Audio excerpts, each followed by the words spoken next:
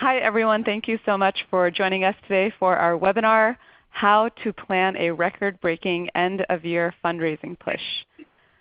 Before we get started, I just want to go over a few housekeeping items, so all callers will be muted. If you have questions, feel free to use the chat box that you see on the left-hand side of your screen. If you lose your internet connection, feel free to refresh the browser or reconnect using the link that was emailed to you. If you have to drop off early or if you want to watch the webinar again, we'll be hosting the webinar on our website, TechSoup.org/community/events-webinars. We'll also be sending an email with the presentation, the recording, and any relevant links. If you're on social media, feel free to tweet at us at TechSoup using hashtag #TSWebinars. But like I said earlier, we'll be using the chat box that you see on the left-hand side of your screen. So just a little bit about TechSoup. We are located in 236 countries and territories. We serve over 1 million nonprofits around the world. We partner with several technology companies like Adobe, Amazon Web Services, Intuit, Microsoft, Symantec, and several more that you see here to make our mission possible. We offer donated and discounted technology to nonprofits around the world. If you're interested in learning what technologies are available to your organization, feel free to visit our website. You can see the URL here, and my colleague Zareen will be messaging this out to you, and you can see if your organization is eligible to receive some of these technologies.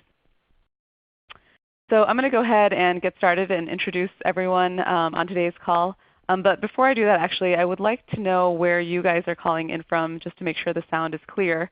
So if you want to type in the chat box and let me know where you're calling in from, I can read out a few of them. All right, so we have Sarah from Virginia, Lisa from Central Ohio, Kathleen from Ventura. All right, so it looks like the sound is coming in loud and clear. Perfect. And thank you guys for joining us today. So my name is Seema Tucker. I am the Senior Manager of Content here at TechSoup. My colleague Zareen Kazi, she is going to be helping with the chat on the back end. And then we have today's presenters. So we have Brooke Currents, who is the VP of Marketing at Give Lively.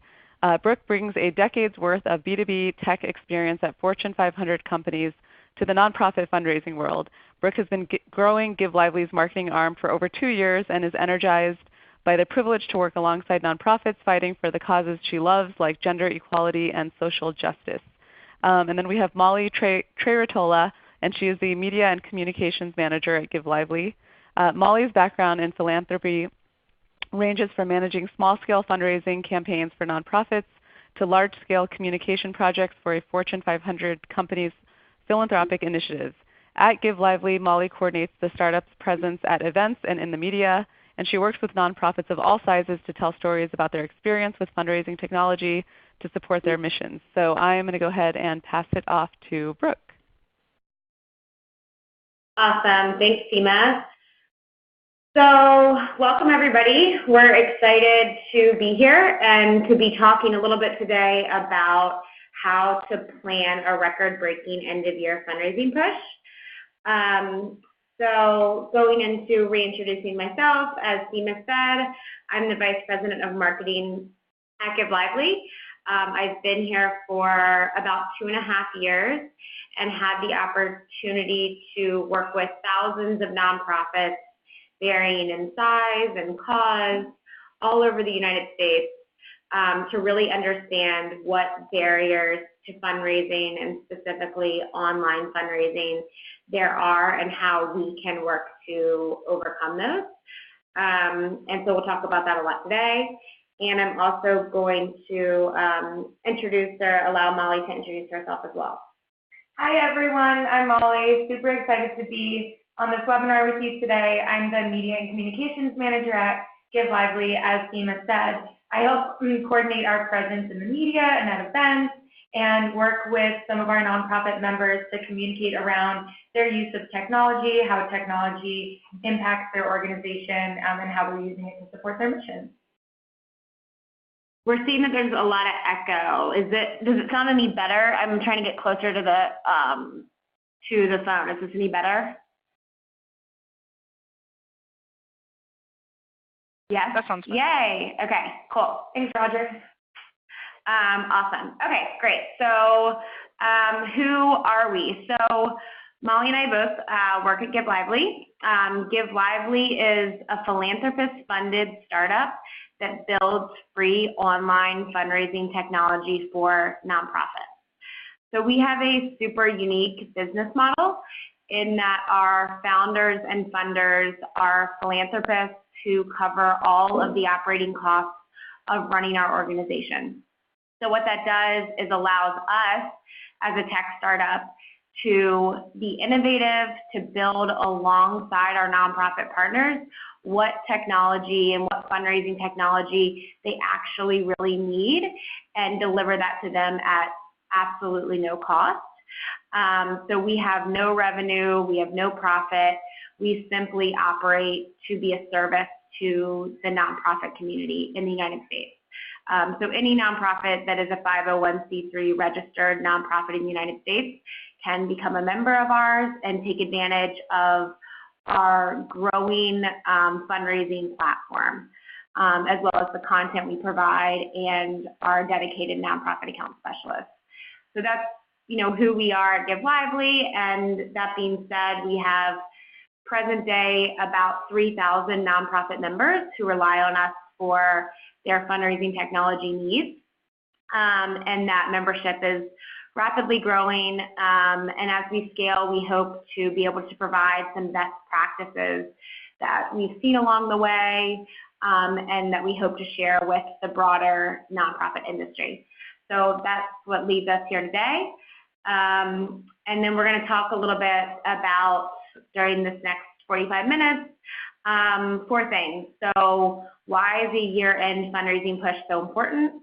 How to build a multidimensional campaign and what that even means, how to engage with donors via different channels and maybe try out some channels that you've not yet attempted to use, and 4, how to leverage innovative technology without breaking the bank. So I think from here we're going to go into a quick poll to be a little bit more collaborative, to understand a bit more about who's going to be joining us so we can better cater that to you. So I think the first question's up, which is, are you already planning an end of year fundraising campaign?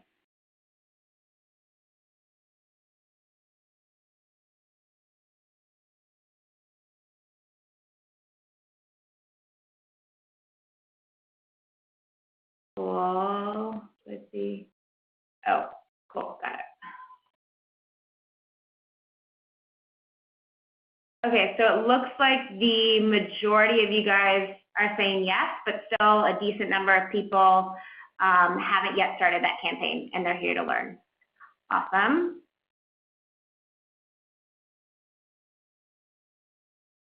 You go to the next one? Yeah. The next question is, how comfortable is your nonprofit with online fundraising?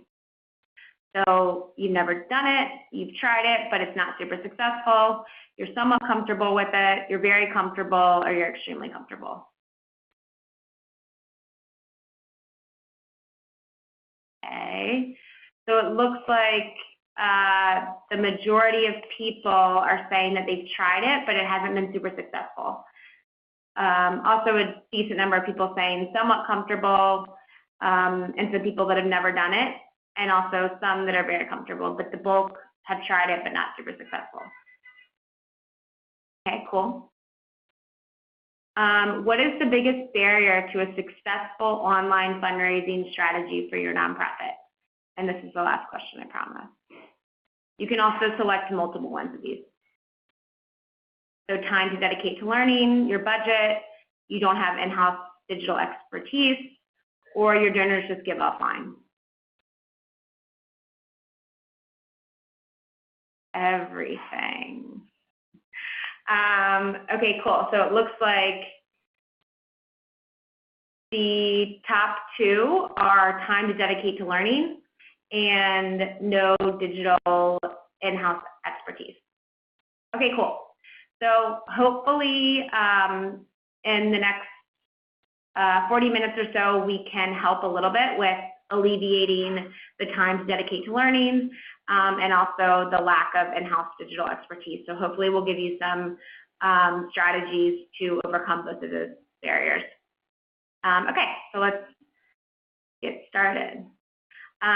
So why fundraise now? So Molly is going to talk to us a little bit about the importance of end-of-year fundraising, just to set the stage.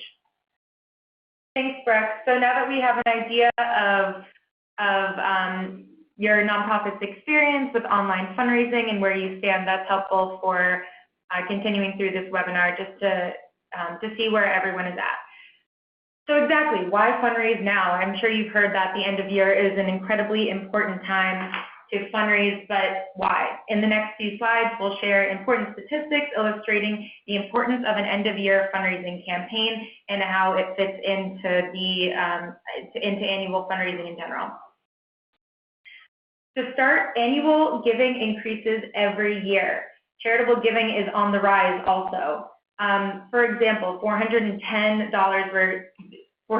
billion were given to charities in 2017, which was an increase from 2016, and it's expected to increase even more this year. Even Giving Tuesday last week saw incredible gains that exceeded most projections. Over $380 billion were raised on Giving Tuesday, over 3.6 million gifts with an average gift size of $105. But what does this mean for the end of the year? So the majority of giving actually occurs in the last days of the year. Almost 1/3 of online giving happens in December. Even more so, 10% of that is in the last 3 days of the year. And the average gift size is higher in the end of the year too. So not only is it an incredible opportunity to fundraise in general at the end of the year, but also online, which I'll illustrate in the next slide. $31 billion of annual giving was fundraised online, which was a major increase from the year before. But what's even more notable is the amount of money that's fundraised on mobile devices, which is a reflection of donor trends. So not only are more people giving online, but more people are also giving on the go, on their phones. So it's important to adapt to these trends. And the biggest takeaway from these statistics are that the end of year is a critical time to fundraise, and there's a major opportunity to fundraise, especially online. Now I'm going to kick it back to Brooke to go into how to build a campaign. Cool. Okay, so I'm just going to speak from a very high level as to how to think about and conceptualize building out your year-end campaign. So the three most important things to do this are: one, how to write your appeal; two, how to set a goal; and three, how to let your supporters know. Like, what is your communication plan? So when we talk about number one, writing your appeal, what you want to focus on is creating a really strong and compelling message to motivate your supporters or new potential supporters to take action. So how do you best come up with that messaging? So the first thing that we recommend of best practice to do is, if possible, go back through previous appeals that you've made, language that you've used on social media and email communication and direct mail, even in conversations with volunteers and conversations at conferences, and reflect or analyze what has worked and what's been the most successful. When you're doing this, also take into consideration imagery or any type of multimedia that has been used alongside a successful campaign. There's nothing wrong with repeating a successful campaign from the past and maybe just, retouching up some of the language or making it make sense for this year. But that's the first best practice. The second, when writing your appeal, if you don't have historical data, let's say you're a new nonprofit who this is your first time writing a end-of-year campaign appeal, especially one maybe with an online fundraising ask, is to focus on the individual impact of the donation that you're asking for. So it can be really tempting, and we see a lot of nonprofits do this, is just to talk about the broad cause that their organization is trying to fight, like to talk about the effects of climate change etc., but that actually can serve an adverse purpose if it demotivates a supporter by them feeling like, well, this cause was just huge and my $100 is not going to do anything to make a dent in the billions of people being affected by this particular problem. So instead, if you can look at it through the lens of an individual story as to the exact localized impact of your nonprofit organization's work and how that $100 donation will matter and will make progress happen, that's a much more compelling ask towards the supporter and makes them feel really involved in a part of your mission. So that's our second main best practice for writing your appeal. And we'll go into these a little bit more in detail, but that's high level. The second thing as far as planning out your end-of-year campaign is setting a goal. So setting a goal is really important both internally and externally. So internally, get together with your team and plan, what are our goals for end-of-year fundraising? What's a stretch goal for us? And consider things outside of just a dollar amount. If you're trying to tap into new donor markets, is there a number of new supporters that you want to reach? Do you want to try out different channels of communication and potentially build up followers on different channels who could become donors in 2019? Do you want to achieve a certain number of monthly or recurring donors who will sustain you through the 2019 fundraising year? Do you want to get people to volunteer for an event that you have? So consider all of the ways that you want to measure success outside of just a singular dollar amount that are more broadly strategic. So that's internal. Externally, stating and planning a goal is really important to motivate donors, but also help explain to them what you're really trying to do, again, to make them feel like they're part of the progress and part of an achievable, sizable goal for end of year. So again, it's a way to really bring them into a realistic story and a realistic goal that they can feel their support made a big dent in. So we'll talk a little bit more about this, but it's important to communicate out your goal and then have consistent communication to talk about your progress towards that goal and how potential donors can be the solution to hitting it. So the third point, let your supporters know. Okay, so just because you have a goal and just because you have a super smart fundraising appeal doesn't do anything if you're not getting the message out. So a communications plan is super important for achieving success. So you want to plan this in advance.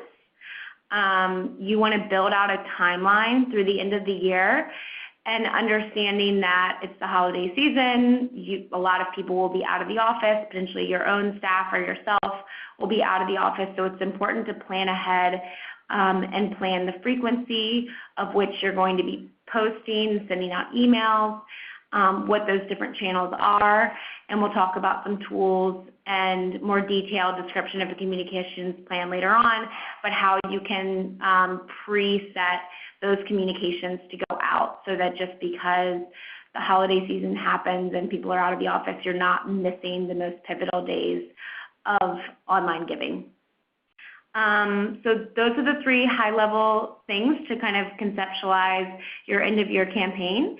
And then I'm going to kick it back to Molly, who's going to talk about actually executing an online fundraising strategy. Thanks, Brooke. So now that you have your campaign messaging, it's time to put that into action with an online fundraising strategy. You have your pillars of the campaign, you have your appeal, your goal, and a general plan for how you'd like to let your supporters know, but what's the mechanism for doing that? Online fundraising.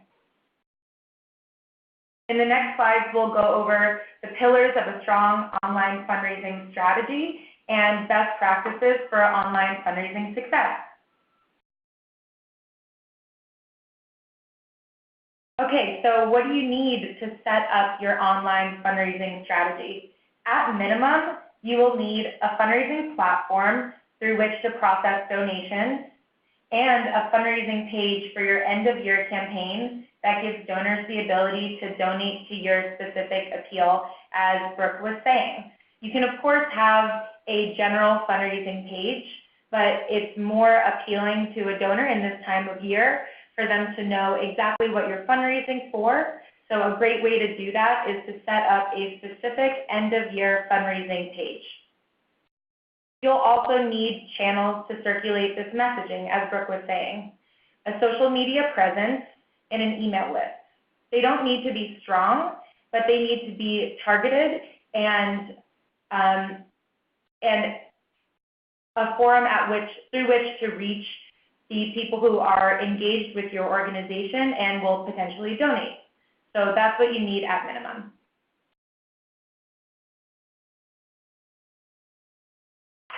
Before jumping more into online fundraising strategy, here are some best practices to keep in mind while launching an online fundraising campaign. So number one is to make sure your donation form is easy to use and mobile responsive. As we said before, more and more people are donating on their phones and online, so you want to make it as easy as possible for them to do so. Feature your annual campaign fundraising page prominently on your website, and you can do this either as a widget or linked behind a donate button on your website. If it's linked behind a donate button, that means when donors come to your website, they will click on the donate button and be led to your specific annual appeal fundraising page. Number three is specific to building out your campaign fundraising page. If your platform gives you the option, we highly recommend branding your campaign with end-of-year messaging and customizing the giving levels. These can be higher than what you would usually ask for because, as the statistics we went over at the beginning of the webinar, people generally give there's an average gift size at the end of the year, so it's okay to customize your giving levels for your end-of-year campaign to be a little higher than usual. 4, in terms of functionality, it's best if you offer your donors multiple methods for payment. For example, you can give donors the option to give via ACH or direct debit and digital wallets, making it easy for them to give on their phones, in addition to credit and debit.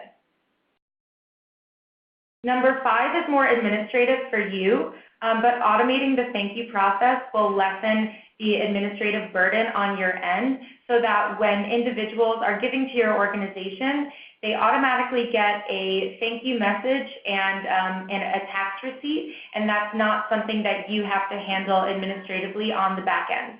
It will just make your end-of-year fundraising campaign process a lot easier.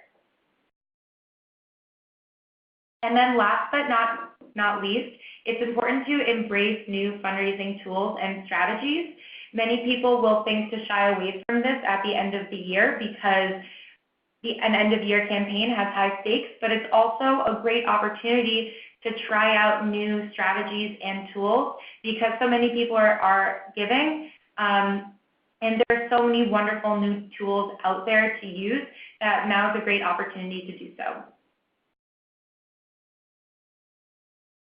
So jumping in a little bit more to that last piece about experimenting with new tools and strategies, you can do so to amplify your voice and impact of the organization. And again, it may seem contradictory, but the end of the year is a really great time to experiment, and there are a lot of new ways to reach and engage with donors and encourage them to donate. A few of these examples are here, and I'll dive in a little more specifically to them. But for example, peer-to-peer, fundraising, text-to-donate, recruiting, securing a corporate match or a sponsor in your local area is also a great way. There are so many avenues and methods beyond just the individual donation to a single fundraising page. There are so many ways to amplify your impact and expand your network of donors.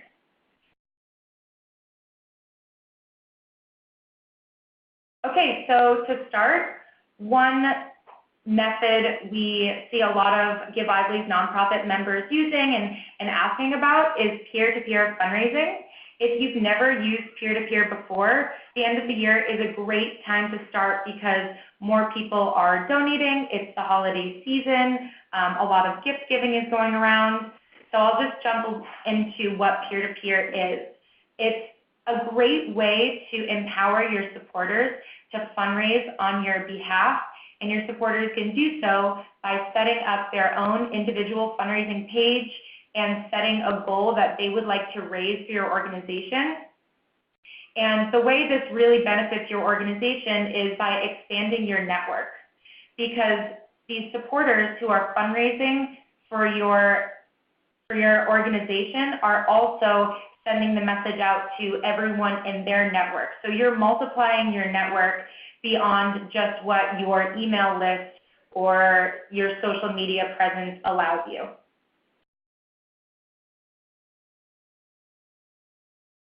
Moving on, another great strategy is text to donate.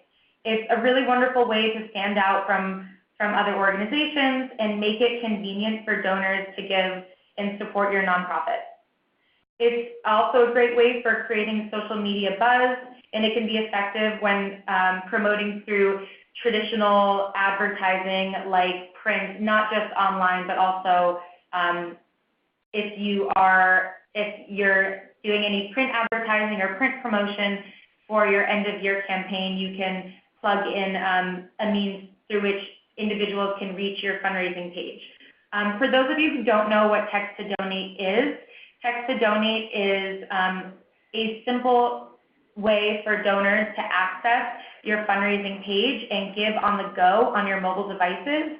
It's really popular at events, at fundraising events and galas, so specifically for the end of the year, but we see text to donate being used by a variety of nonprofits at a variety of events, not just galas, but walkathons, other annual fundraisers, rallies, and also online. And we've also seen Give Lively's nonprofit partners have incredible success using text to donate at an event. So if you're hosting an event and you are looking for a way to give your supporters a way to donate to your organization in the room, in the moment, text to donate is a really great strategy. Tied to text to donate is live event fundraising, and live event technology goes hand in hand with something like text to donate because not only does it motivate donors to give at live events just by being something that you project on a screen, but what live event fundraising does is update your campaign progress in real time and showcase real-time donation tracking. So when donors are contributing to your organization in the room in real time, they can see their name appear on the screen that you're projecting, and it creates kind of a friendly competition and just empowers people to give in the moment even more than just text to donate. And again, nonprofits have used live event fundraising at galas, marches, and all of their sorts of events to raise hundreds of thousands of dollars for their causes.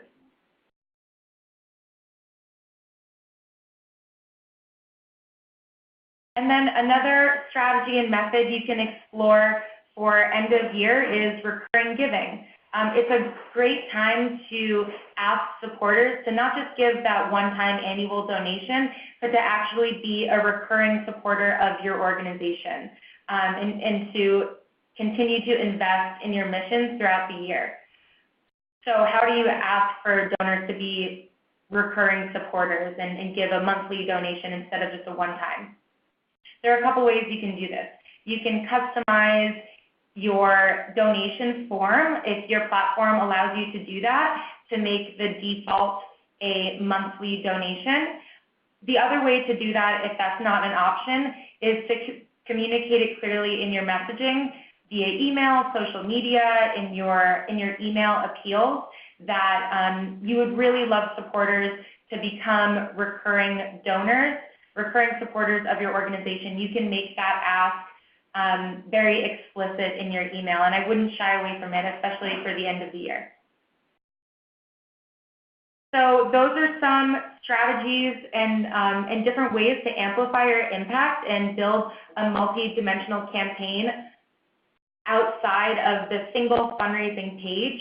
And it may seem like a lot to handle, but there are so many resources out there for getting started with these different types of technologies and methods, and the end of the year is a really great time to experiment.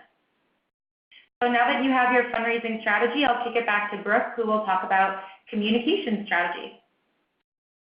Awesome, cool. All right, so we're going to talk a little bit about some high-level best practices for communicating out your end-of-year campaign. So I'm not going to get too in the weeds with these because I want these to be applicable to most of the people on the call today. But I am going to talk about some key things. So the first being segmentation. So the more you can segment out your list of supporters, of potential supporters, based on past giving behavior or past interactions with your nonprofit, the better.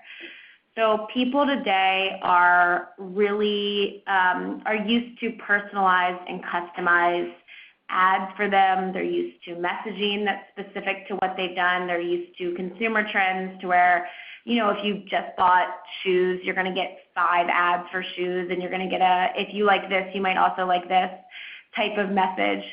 So modern day donors are those same people, and they're really used to being talked to and made to feel very personalized. So the more you can segment out any way that you can your lists, we recommend that you do that so that you make these donors feel special. Some great ways to do that are by segmenting out when they gave their last gift. That's a really big indicator of how likely they are to give again. So it's actually the case that if they gave recently, if they gave within the past year, they're engaged with your nonprofit, they've recently seen the messaging, and they're likely to give again, especially if you give them a reason to with a specific campaign message and goal for end of year. Another way that is important to segment out is a supporter type, and what I mean by that is the level of giving that these people have engaged with your nonprofit organization in. So this could seem pretty basic, but a lot of nonprofits don't segment this out. So you wouldn't want to ask a donor who historically gives you $20 every month to give $10,000. And the same thing to donors who are your big ticket donors who maybe do give $10,000 or $5,000 at a time. You want to make sure you're looking at historical donations and ask something higher or around the same what they've given you before. It's a big, it's a big detractor from a potential donor if they feel like by you asking them for something far less than they actually give to support you, it can start to feel like you're not even acknowledging the gift size that they do give you. So it's a really, important, the best you can, to use any sort of email tools or list tools, however you can, to segment out and make your communication strategy specific and segmented to the demographic of people that you're speaking to. So aside from segmentation, we'll talk a little bit about actual communication best practices. So again, being donor focused, so using language like you, really trying to be as personalized as you can to these people that you're writing to, understanding if they're recent volunteers, add in a blurb about the recent volunteer experience in a way that's scalable, but make the content as personalized and donor focused as you can when you're writing your language. Second is using compelling imagery. So imagery has shown to have a much higher rate of donations and completions.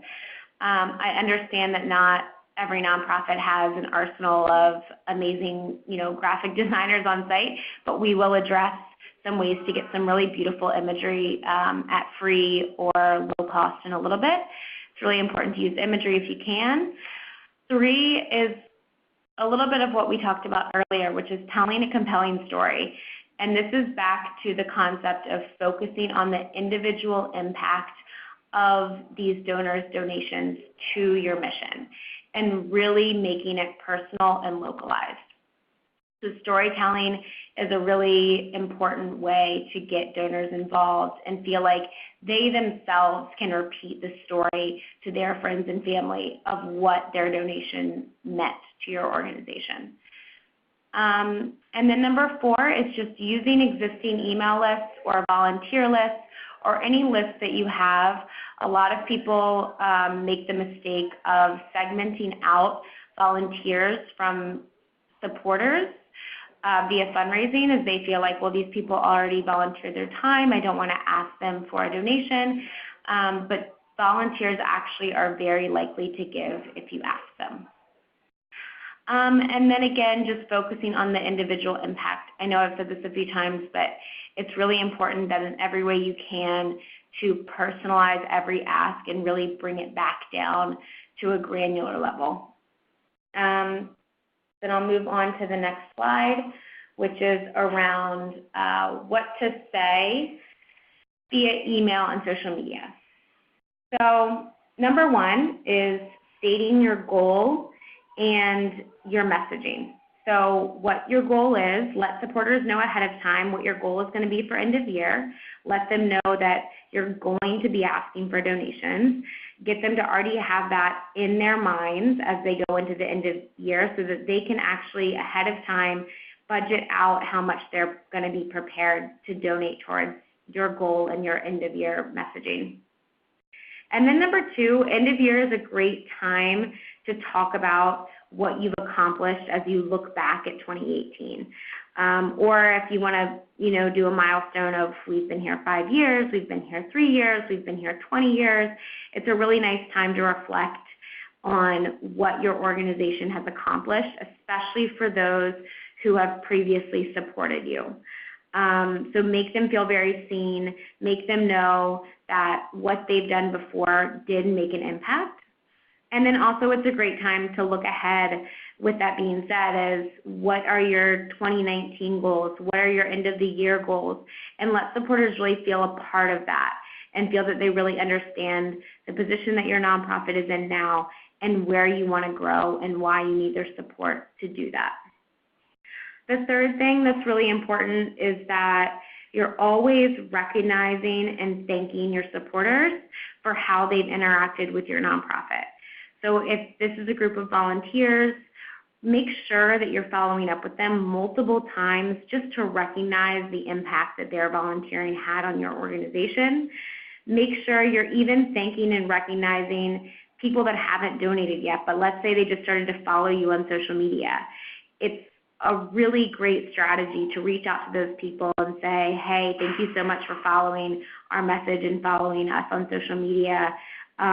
Anything you can do to make people feel seen is super important for their continued support of your organization.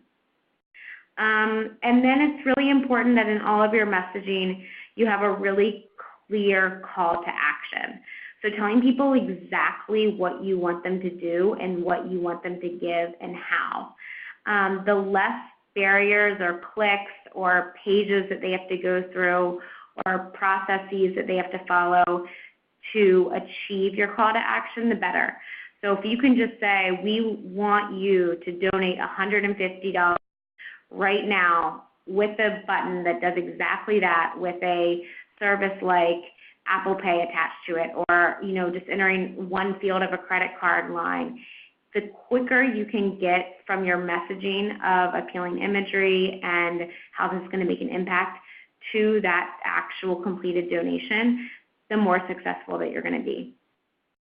And then the last thing is just to continue to update your supporters on the status of your campaign.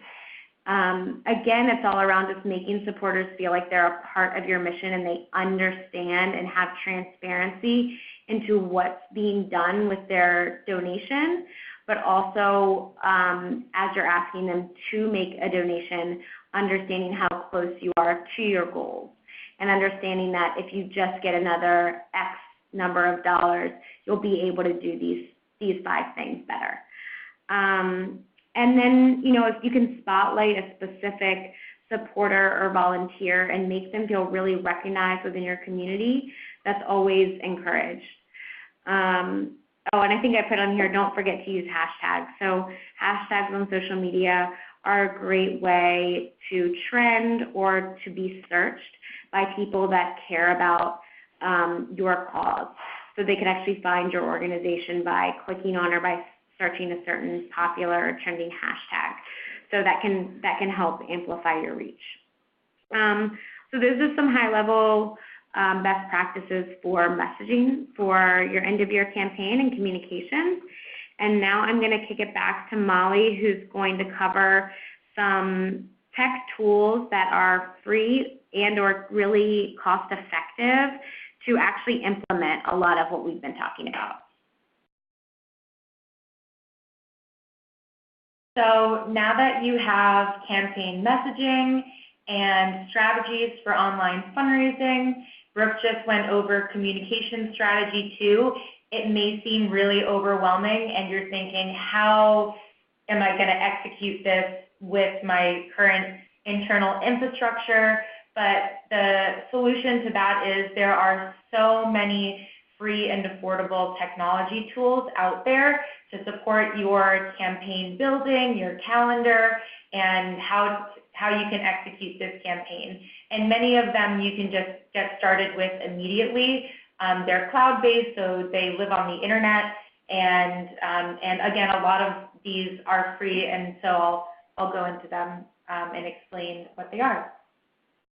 All right, so social media, Facebook, Instagram, and Twitter. This one may seem redundant and obvious, but it's certainly important.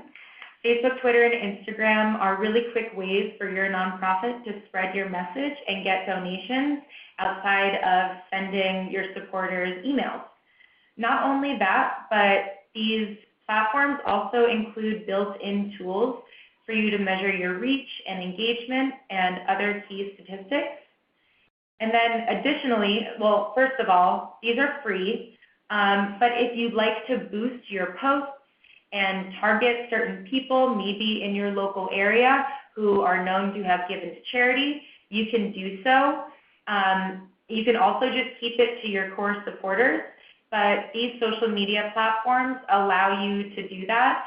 And if you'd like to boost your posts, that's something that you will pay a nominal fee for. But certainly for the end of the year, if you have a high fundraising goal and you want to reach as many supporters as possible, you can consider doing that on these platforms. As Brooke was saying in the communication piece, having compelling, high-quality imagery and graphics is very important, but not everyone has an in-house designer. So Canva can be a solution to that. On Canva for nonprofits, it's actually free, and you can create graphics, edit photos, and much more, again, all for free. Canva has really easy drag and drop tools, and the format is incredibly easy to use, whether or not you're in marketing or development or a one-person team executive director. You can quickly create graphics and flyers, digital flyers for your organization using Canva. And a lot of these that I'm going over are things Give Lively has actually used, so that's why we're recommending them. And Canva is a very helpful tool on the internet for you to use. Again, along the lines of compelling imagery, most nonprofits don't have access to professional photographers, and that's where websites like Flickr Creative Commons and Unsplash come into play. Using these sites, you can find compelling imagery, high-quality photos that you don't have to pay for, Every site comes with copyright, so you can use them, Photoshop them, add them in your own designs, and there are also videos on these. But again, if you don't have imagery in your nonprofit's archive, you can certainly look for imagery related to your nonprofit's missions using these websites.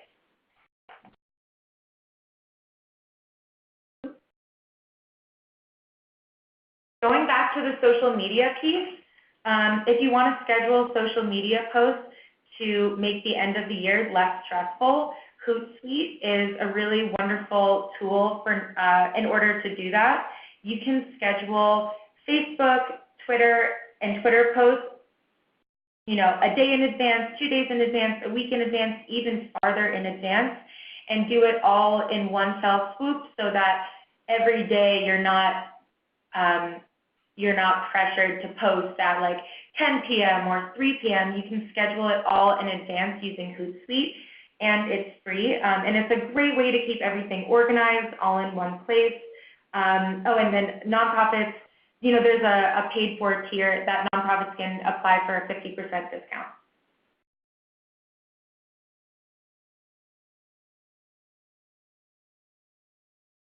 MailChimp is a great way to schedule and send out email blasts.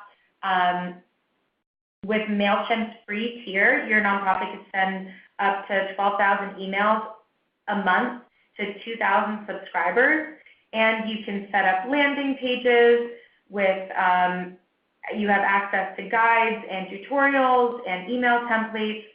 You can also get instant email chat support for 30 days, and again, schedule the emails that you're sending out. You can copy campaigns that you've used before and repurpose them for your end-of-year campaign, as Brooke was saying. It's a really wonderful platform to have all of your email communication in one place, and then also see open rates and different statistics for the performance of your emails, how well everything is doing.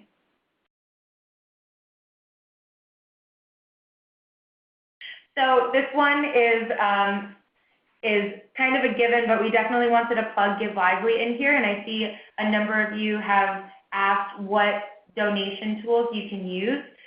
Give Lively offers nonprofits a powerful fundraising platform for free. As Brooke was saying, just to reiterate our mission, our founders cover our operating costs, so that allows us to provide these fundraising services to nonprofits for free. To give you an idea for what the technology incorporates, not only do we have fundraising pages, but we also have embeddable widgets that you can plug into your website, text to donate, event ticketing, and a lot more. And at the end of this webinar, we'll provide resources for you know, how you can get in touch with us. Beyond just the technology, we also focus on helping nonprofits, you know, get set up with the technology, but also strategies for success and strategies for online fundraising success. And we have a robust archive of videos, blog articles, and how-to guides for how to go about doing things like this.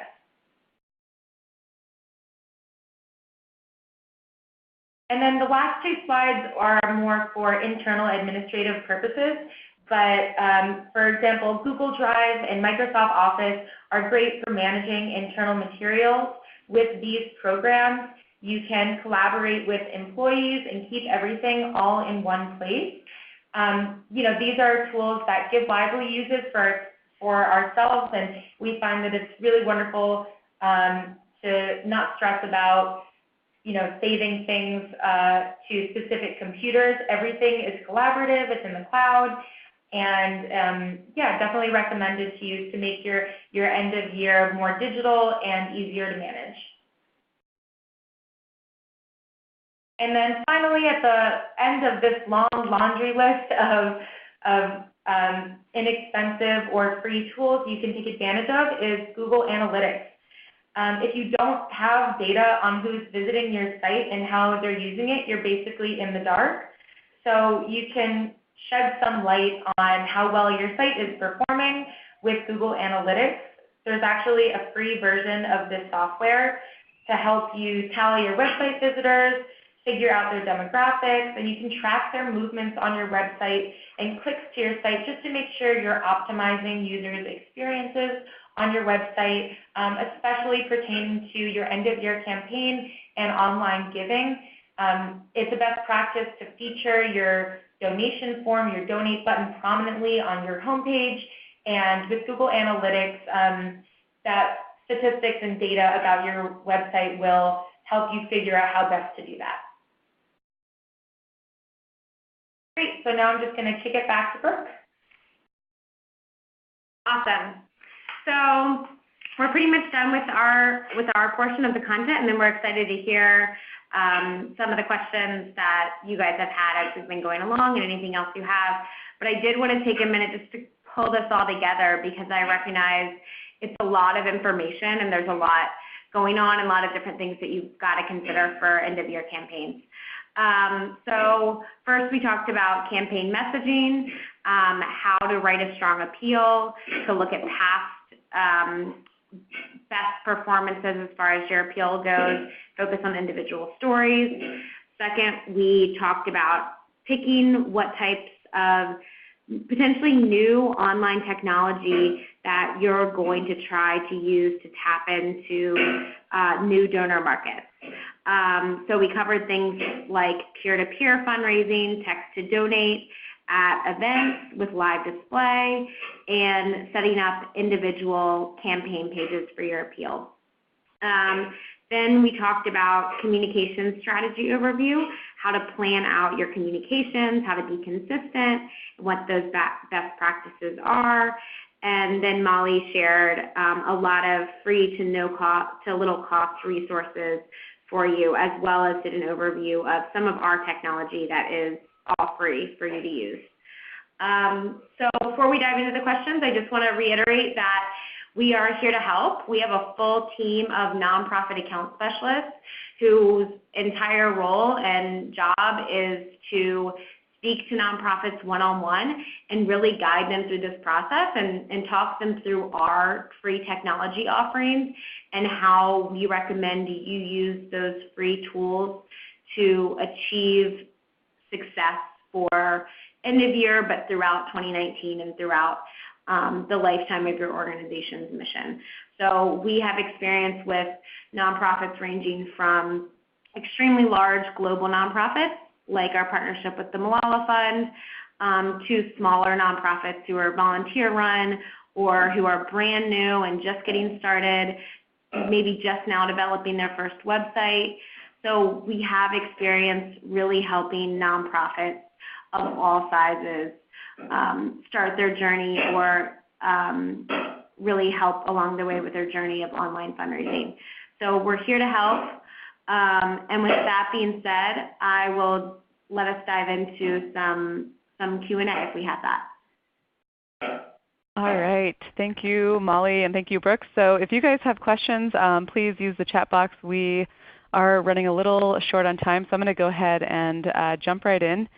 So one question that we saw is, should Giving Tuesday campaign be a part of your year-end fundraising plan, or should that be a separate campaign? Okay, cool. This is Brooke, so I'll take that. Great question. So Giving Tuesday was originally set up as the kickoff to end-of-year giving.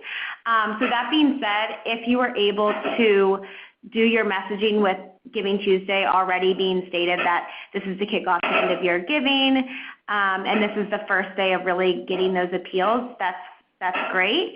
If you didn't have that messaging in your Giving Tuesday campaign, or if you didn't participate in a Giving Tuesday campaign, you can, sorry, the heater is so loud in here. You can definitely include Giving Tuesday as part of just energizing people around online fundraising and the end of the year. I'm not sure if that exactly answers the question, but I think so. Yeah, that sounds pretty good. Okay, so the next question is, there's a few questions around social media. So in terms of recommended time of day, for Facebook and Instagram? And then also in terms of messaging, like how much of the posts should be around fundraising versus actually talking about the mission? That's a really great question. So in terms of timing, there are a lot of resources and statistics on the internet you can look up for like best time to reach supporters. I've worked at organizations before where 10 and 3 are, for some reason, the recommended time to put out Facebook posts. But I'd say in general, especially over the last couple years, people are on social media constantly. So, even if there's an ideal time to send out, or if there's a more ideal time to send out a message, I would say that sending out social media posts during the day and then post-work will be when people are on these platforms and scrolling through social media. So if you can schedule it for, not necessarily in the morning, but towards the afternoon and the end of the day, that would be great. And then in terms of frequency, a lot of nonprofits ask us this. You can blast, especially with email, as much as you want. And I know that sounds not right, but especially with nonprofit communication, we tell our nonprofit members the more the better, and that's actually something that we wish nonprofits knew, that they can send out a higher frequency of communication via email and social media than they would expect. All right, perfect. Okay, so we have time for about one more question. So Christine is asking, I have a donor page on our website that captures information but would like to do text to donate. So how do you capture and share that information? So is the exact question around capturing, Christine, can you elaborate a little bit? Captures info? I have a donor page on our website. She can give us her explanation. Capturing the info on the donor, I think. Yeah. Okay, so great question, and this is a huge point that a lot of nonprofits bring to us is collecting donor information. So at least with our technology, we do have additional donor fields that you can add, such as capturing the donor's address. If they're using text to donate, you're getting the telephone number of where they texted you from. We highly recommend for the donation process to have as little required fields as possible, especially around donor information. The least number of fields to barrier for completing that donation, the more likely you are to actually get a donor to complete it. That being said, you can add, at least on our technology, additional required fields such as a mailing address if that's something that your nonprofit needs. Perfect. Okay, and then, oh, sorry, go ahead. I was going to say, no, I saw that Caitlin was asking about a free text-to-donate provider, and that is us. We provide absolutely free text-to-donate, and all the technology that we talked about today that we provide peer-to-peer, with a leaderboard, text-to-donate live display, unlimited fundraising pages, embeddable widgets, all of that Give Lively builds and maintains and provides for free, as well as an event ticketing platform for any 501c3 nonprofit that wants to sign up on our website to become a member.